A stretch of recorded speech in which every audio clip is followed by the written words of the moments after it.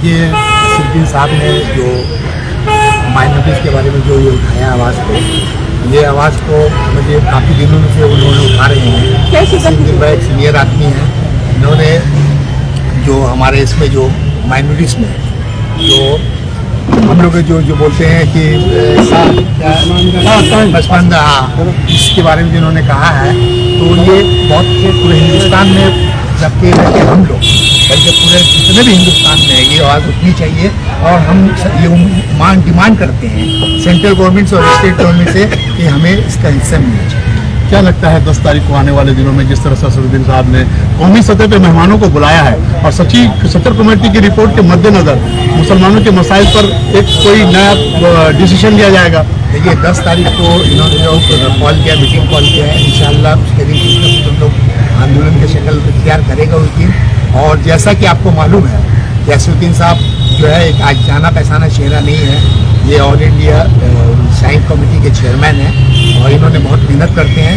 इंशाअल्लाह 10 तारीख का मीटिंग बहुत सक्सेस होगा और आने वाले दिनों में उम्मीद कीजिए कि ये वाला बहुत आगे तक ही मांग। जो बच्चे सक्सेस हुए इम्तिहान में, उन बच्चों की हौसला अफजाई के लिए भी असरुद्दीन साहब ने कदम उठाया है, तो क्या कहना चाहेंगे ताकि लोग ज़्यादा से ज़्यादा 10 तारीख को आकर उस प्रोग्राम को कामयाब बनाएं? देखिए, ये तो बहुत ही बड़ी और खुशी की बात है कि असरुद्दीन साहब के बच्चे जो पास हुए हैं, ये जो क्लास में तो इस तरह का काम और भी करना चाहिए और काफ़ी लोगों को इस तादाद में आना चाहिए और हिस्सा लेना चाहिए, इसलिए कि ये एजुकेशन से भी जुड़ा हुआ है। आज हम लोग पहले और आज में काफ़ी फ़र्क है। पहले हम लोग एजुकेशन में काफ़ी पिछड़े हुए थे, आज अल्हम्दुलिल्लाह हम लोग एजुकेशन में बहुत आगे हैं। तो असरुद्दीन साहब ने ये जो प्रोग्राम ऑर्गेनाइज़ किया है, मैं तमाम मुसलमानों से, कलकत्ता के मुसलमान से अपील करता हूँ कि आप लोग सब इस प्रोग्राम में आएँ और शिरकत करें। बहुत बहुत शुक्रिया। वो मुझे इक्वल अपॉर्चुनिटी के बारे में बोलता है, एम्प्लॉयमेंट के बारे में बोलता है, सही है। अनटिल अनलेस जब तक मेरे पास क्वालिटी एजुकेशन नहीं होगा, हम क्वालिटी कैंडिडेट प्रोड्यूस नहीं कर पाएंगे, उस कंपटीटिव एग्जामिनेशन में मेरी हिस्सेदारी कम होगी और मेरा जो सक्सेस रेट है वो भी कम होगा। मेरा नाम सैयद आशिक हुसैन। सैयद आशिक जी, क्योंकि आप आईएएस के स्टूडेंट लोगों को भी ट्रेन करते हैं, आप उन्हें टीच करते हैं, तो किस मतलब आप कुछ अपने स्टूडेंट्स लोग का ये बताइए जो आपके अंडर में जिन्होंने टॉप किया है इंडिया में? मैं टॉपर्स में तो नहीं है, सिलेक्शन में है जी। मेरे स्टूडेंट्स कुछ आईपीएस पाए हैं, शहरी बंगाल में miss Alaknanda Bhawal IPS 225th rank 2017, presently posted in Howrah rural as additional SP. मेरी स्टूडेंट है करने के लिए। एक सुकृति माधव 2013-14 के आईपीएस कैडर में पोस्टेड है करने के लिए। इस तरह से वेस्ट बंगाल सिविल सर्विस में काफ़ी बच्चे बच्चियाँ हैं। मुस्लिमों में भी फर्स्ट मुस्लिम girl Sajiya Shagufta WBCS executive मेरी स्टूडेंट है और दूसरी मुस्लिम girl Tania Parveen WBCS executive मेरी स्टूडेंट है मुस्लिमों में। Mohammad Naseem CTO group A वो मेरा स्टूडेंट है। Irfan Habib executive group A BDO वो मेरा स्टूडेंट है। इनके अलावा बाकी और भी है। मैं जो गाइडेंस देता हूँ IAS या WBCS के लिए वो टोटली नो प्रॉफिट नो उसके बेसिस पर है। और एक ही मकसद है कि बच्चों को, मुस्लिम बच्चों को, औरों को भी किस तरह से मेन स्ट्रीम में लाया जाए। जी। तो आशिक साहब, आप IAS के अलावा और क्या क्या स्टूडेंट लोगों को तालीम देते हैं? अभी फिलहाल मैं तो IAS और WBCS के लिए ही गाइडेंस देता हूँ। इस बीच में कुछ बच्चों ने नेट के लिए, national eligibility test for lectureship के लिए, डॉक्टरेट करने के लिए उसमें भी मेरे पास अप्रोच किया था और मैंने गाइड किया। तो 3 लड़कियाँ उसमें वो सक्सेस हुई और डॉक्टरेट ऑल्सो करने पर, और अभी वेल एम्प्लॉयड है। मेरा जो फ्यूचर प्लान है अंडर वन अम्ब्रेला माइनॉरिटीज हो या अदर जो मार्जिनलाइज्ड सेक्शन ऑफ सोसाइटी है उसको नो प्रॉफिट नो लॉस पर इस तरह से ट्रेनिंग दिया जाए, जॉब ओरिएंटेड पर एंड प्रोफेशनल कोर्सेज के। तो आप लोग की ऑर्गेनाइजेशन संडे को स्टूडेंट लोग को फेलिसिटेट कर रही है? जी, मैं पार्टिसिपेट कर रहा हूँ। आप बहुत बहुत शुक्रिया अपना कीमती वक्त देने का। अगर आज आप देखिएगा पूरे हिंदुस्तान में लिंचिंग करके लोगों को मार दिया जाता है, क्यों? वही गरीब लोग मरते हैं, जो गरीब असहाय लोग, बेबस लाचार लोग जो आज सब जगह जा रहे हैं नौकरी चाकरी के लिए, उनको रास्ते में मार दिया जाता है। ये भी ख़त्म होना चाहिए। और प्रधानमंत्री अगर जब तक ये नहीं करेंगे चीज़ ख़त्म नहीं होगा, क्योंकि प्रधानमंत्री अगर आज ऑर्डिनेंस ला दे तो प्रेसिडेंट ऑफ इंडिया उनका है, हर चीज़ उनका है, और वो चाहेगा तो आज ऑर्डिनेंस के जरिए राइट कर देगा कि जो कास्ट हिंदू में है, जो मुसलमान में है, जिसको रिजर्वेशन उसको रहेगा। 1950 का ऑर्डिनेंस को ख़त्म कर दो। ऑर्डिनेंस ख़त्म हुआ कि मुसलमान के अंदर जो असहाय लोग हैं, जिनका जो समाज के आखिरी पायदान पर खड़े हैं, उनको भी माने अच्छा मौका मिलेगा, उनके भी उनका भी भला होगा इस दुनिया में। यही मेरा कहना है प्रधानमंत्री से, क्योंकि आज मुसलमानों का हाल ये है कि सच्चर कमेटी ने रिपोर्ट दिया था कि आज एक दलित से भी बदतर हालत मुसलमानों का है। इस कस्मकुशी की ज़िंदगी जो लोग गुजार रहे हैं, कम से कम उनको भी ये हवा में सांस लेने का मौका मिलेगा। समाज के शाना बशाना चलेगा, शाना बशाना चल के समाज के अंदर वो एहसास महसूस करेगा अपने आप को कि हमको भी आज समाज में या सियासत में जगह मिली है। दूसरा, सियासत में पसमानदा मुसलमानों को कोई जगह नहीं है, तो पसमानदा मुसलमान भी होना चाहिए। बीजेपी इतनी बड़ी पार्टी है, एक भी आदमी मुसलमान उसमें नहीं, MP MLA नहीं, क्यों नहीं? अगर हिंदुस्तान डेमोक्रेसी है, जमहूरियत है इस मुल्क के अंदर में, तो क्या जमहूरियत में मुसलमानों का हक नहीं है? पसमानदा समाज का हक नहीं है? किसका? क्यों ऐसा क्यों सौतेलापन की तरह व्यवहार किया जाता है? तो प्रधानमंत्री ने काम अच्छा किया कि मजनू शाह के ऊपर में एक किताब लिखवाया प्रधानमंत्री ने।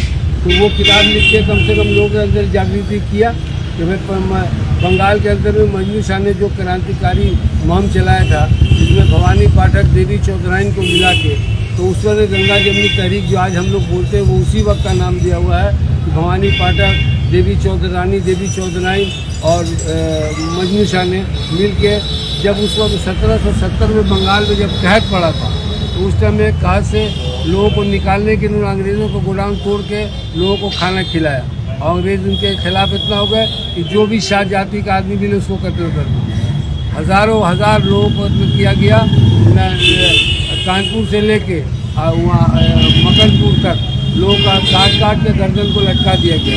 ये सब वो शाह जाति का लोग, लेकिन उनको आज तक आज़ादी के बाद हम लोग सोचा कि हम लोग कुछ मिलेगा, लेकिन हम लोग पसमानदी के और ज़मीन जो बोझ हो गया।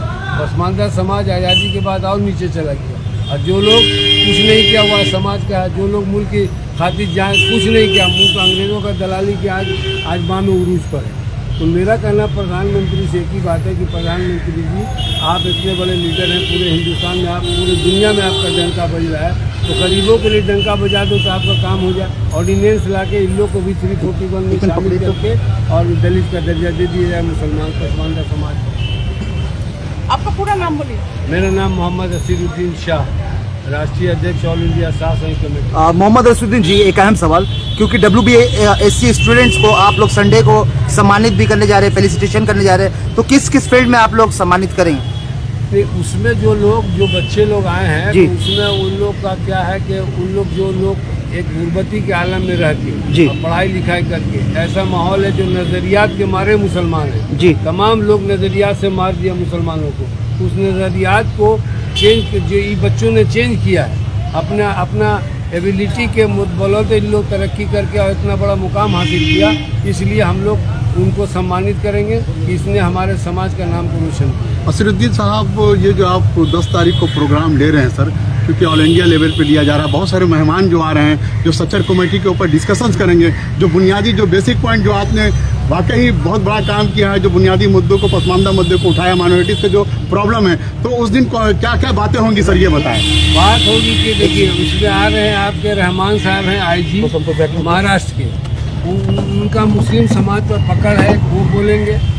हाँ, इसमें बहुत सारे दानिश्वर लोग आ रहे हैं, पटना से भी आ रहे हैं, पटना से भी जो प्रोफेसर आ रहे हैं, कलकत्ता के भी लोग रहेंगे, इम्तियाज अली शाह एक जज हैं वो रहेंगे। हाँ, और सियासी लोग भी रहेंगे, बख्शीदा रहेंगे, आपने जाके सेनासी चक्रवर्ती जो ट्रांसपोर्ट मिनिस्टर रहेंगे, बिहार से एक मिनिस्टर आ रहे हैं जो पसमानदा समाज के ही हैं, ये इसराइल मंसूरी साहब वो रहेंगे। इन लोग में तमाम लोग अपने विचार को रखेंगे कि आखिर पसमानदा समाज का उन्नति का क्या रास्ता होगा, इस पर बहस मुबासा होगा। इसके बाद लाहे अमल तैयार करके हम लोग करेंगे। इसके बाद क्या कोई मेमोरेंडम भी देने का इरादा है स्टेट गवर्नमेंट के साथ, सेंट्रल गवर्नमेंट को? इस तरह का कोई लाहे अमल स्टेट गवर्नमेंट को भी देंगे और सेंट्रल गवर्नमेंट को भी मेमोरेंडम देंगे मीटिंग के बाद।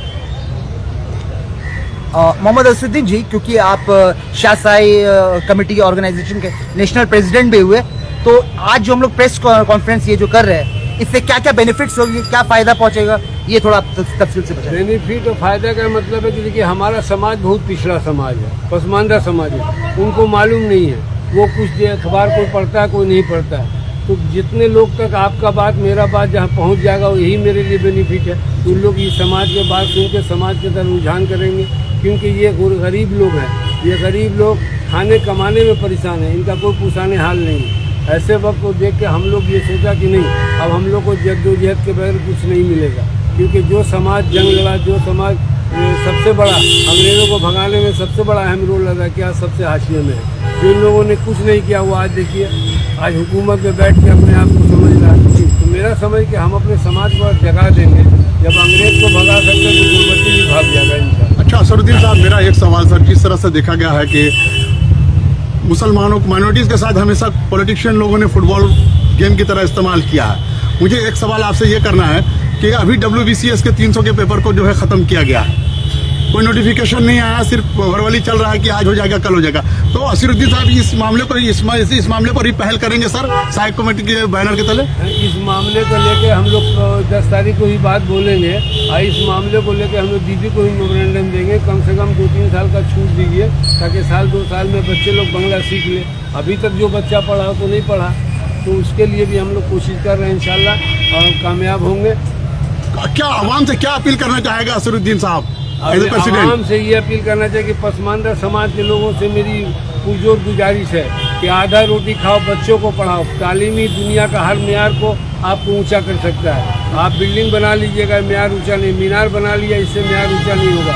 तालीम से आपका म्यार ऊंचा होगा। तालीम अगर बच्चों को दिला दिया तो इंशाअल्लाह दुनिया का कोई ताकत आपको फिर पीछे नहीं कर सकता। आप तस्वीर समाज को जो है दलित का वो दिलवाना चाह रहे हैं कि दलित का पसमानदा समाज जो पसमानदा ये पहले था 1900 तो और भी समाज है ना, आप ये सभी पसमानदा समाज को मिलेगा, तो हमको थोड़ी मिलेगा। पसमानदा समाज में तो हर बिरादरी है, मुसलमान के जो वो बैकवर्ड क्लास का लोग है वो है, उनको मिलेगा, सबको मिले। हम लोग थोड़ी बोलते हैं कि हमको मिले, मुस्लिम समाज को मिले, जो भी पसमानदा समाज में लोग आते हैं उनको मिले। ये रिजर्वेशन बहुत ज़रूरी है। ये रिजर्वेशन नहीं मिला तो आने वाला वक्त में ये पसमानदा समाज और समाज के नीचे से नीचे स्तर पर चला जाएगा। इसको खोजने से लोग नहीं मिलेंगे, क्योंकि आज ये लोग असहाय नज़रियात के मारे पूरे हिंदुस्तान में आज इनके साथ जितना भेदभाव जो बुरा सलूक हुआ किसी बिरादरी के साथ नहीं हुआ, सिर्फ पसमानदा मुस्लिम समाज के साथ हुआ। आज ही जो लिंचिंग में मारे जाते हैं वो लोग मारे जाते हैं जो पसमानदा समाज के। क्यों मारे जाते हैं? क्योंकि इनको कुछ है नहीं। अब ये कहीं जाते हैं नौकरी खोजने, कोई नौकरी खोज लिया तो कहीं जाए कोई मिल गया, कोई बोले जय श्री राम बोलो, कोई बोले नहीं बोलो। अब इसके चक्कर में मर जाते हैं बेचारे। 10 तारीख के प्रोग्राम को लेकर सर यहाँ की आवाम से किस तरह की अपील करेंगे ताकि लोग ज़्यादा से ज़्यादा इसमें शरीक हों और इस प्रोग्राम को कामयाब बनाएं? As Azharuddin president of India क्या कहना चाहेंगे साइक कमेटी ऑर्गेनाइजेशन के? तमाम मुस्लिम बिरादरी से अपील है कि अपने हक और अधिकार के लिए आपको सड़कों पर आना पड़ेगा। हक देगा नहीं तो छीनने का ताकत पैदा करना होगा, और अगर आपने ऐसा नहीं किया तो आने वाला नस्ल को आप बर्बाद होते देखेंगे। जिसके तरह आज है इससे भी बुरा हाल होने वाला है, क्योंकि हमने अभी इस मुल्क में मेरा भी हिस्सेदार है, हम भी मुल्क के लिए खून बहाया है, हमने जंगें लड़ी है इस मुल्क को आज़ाद कराने के लिए। आज हम हाशिए पर चले गए सिर्फ इसलिए कि कुछ चापलूस लोग मुल्क और मिल्लत को बर्बाद करने के चक्कर में है। आज भी कुछ लोग ऐसे हैं जो हम पूरे कम्युनिटी को बदनाम करने पर लगे। हम समझते हैं कि हिस्सेदारी अगर मिल जाएगा, ये काशीराम ने कहा था जिसकी जितनी संख्या भारी उतनी उसकी हिस्सेदारी, हमको हिस्सेदारी मिलेगा वो खत्म हो जाएगा। मोहम्मद असरुद्दीन जी, एक इम्पोर्टेंट सवाल कि बहुत सारे हमारे हिंदुस्तान के पब्लिक जो पसमानदा समाज जिसका आप जिक्र कर रहे हैं उसके बारे में नॉलेज ही नहीं है, तो थोड़ा आप इसमें रोशनी डालेंगे तफसील से पसमानदा समाज के बारे में? जी देखिए, पसमानदा क्योंकि बहुत सारे महरूम है इस बात से। पसमानदा समाज में हर बिरादरी है। देखिए, शाह है, फ़कीर है, साईं है, जुला है, दीवान है, मदार है ना, गवारी है, हलाल खोर है, ये भटियारा है, पमरिया है, बहुत से ऐसा कौम है जिनका हिस्सेदारी कुछ सियासत में ही नहीं, कोई MLA MP नहीं है। आज हम लोग को बिरादरी का आज तक पूरे हिंदुस्तान में खोजने तो मिल जाए, इतनी बड़ी आबादी, मुल्क के लिए जान देने वाला कौम, और उसका एक भी MLA MP नहीं है। तो हम लोग इसके लिए कोशिश करेंगे, और सरकारी महकमा में, सरकार के कमेटी में हम लोग का लोग नहीं, उसमें भी हम लोग को दो जो पसमानदा समाज के लोग, उनको दो ये 10 हमारे तारीख को आप प्रोग्राम कहाँ कर रहे हैं? हाँ? 10 तारीख को कहाँ प्रोग्राम कर रहे हैं? 10 तारीख को प्रोग्राम होगा उर्दू एकेडमी हॉल में। उसमें प्रोग्राम होगा हम लोग का, इस पर विचार होगा, सेंट्रल कमेटी की रिपोर्ट जो है उस पर उन तमाम बच्चों को सम्मानित करेंगे जिसने इतने ऐसा माहौल में पढ़ लिख करके और कंप्लीट किया। बड़ी बात है मुसलमानों के लिए। तमाम मुसलमान को जॉब दर्जों पर आके उनका भी स्वागत करना चाहिए और तमाम मुसलमानों से अपील है कि आके अपने आप हिम्मत अफजाई करें, लोगों का हमारा भी करें और अपने आने वाला नस्लों का भला के लिए तहरीक क्षेत्र इनकलाब बर्पा करना है। क्या कहना चाहेंगे अमजद साहब, असीरुद्दीन साहब के कदम, एक कामयाब कदम बढ़ते हुए एक नए इनकलाब की आमद? देखिए, ये मेरे सियासी गुरु हैं, बड़े भाई हैं और हिंदुस्तान में अगर 10 आदमी सियासी तौर पे और सामाजिक तौर पे पूरी ईमानदारी से लड़ा, उसमें एक नाम असीरुद्दीन साहब का है। मैं 28 साल से उनके साथ हूँ और मरते दम तक रहूँगा इस सच्चे और ईमानदार सिपाही के साथ। इनके साथ कलकत्ता मदरसा आलिया से जो टॉपर हुआ है पूरे बंगाल में उर्दू मीडियम में, एहसान, मोहम्मद एहसान 12 में, जिसने 500 नंबर में आउट ऑफ 500 486 लाया है, उसको भी ये सम्मानित करेंगे। और उसमें आईजी रहमान साहब महाराष्ट्र, बिहार के मंत्री आईटी मिनिस्टर इसराइल मंसूरी, बंगाल से टीएमसी के स्टेट प्रेसिडेंट, राज्यसभा के एमपी सुब्रतो बख्शी और सारे लोग रहेंगे। प्रोफेसर आसिम नवाज सिमली, रांची से प्रोफेसर रिजवान अंसारी। तो दबे कुचले मुसलमानों में जो पस्ती की अलामत है उसको दूर करने का एक ही नारा है कि असीरुद्दीन साहब के साथ जोक दौजा हम लोग चलेंगे, तभी हम लोगों को कामयाबी मिलेगी। Welcome to K-Mall, a premium project by Kaleen Group. K-Mall is in the heart of Kolkata's electronic, garment and lifestyle hub, Khidirpur. K-Mall, which is designed as a world-class mall, is the outcome of endless effort of our experts, combined with modern superb techniques and new age design. Book now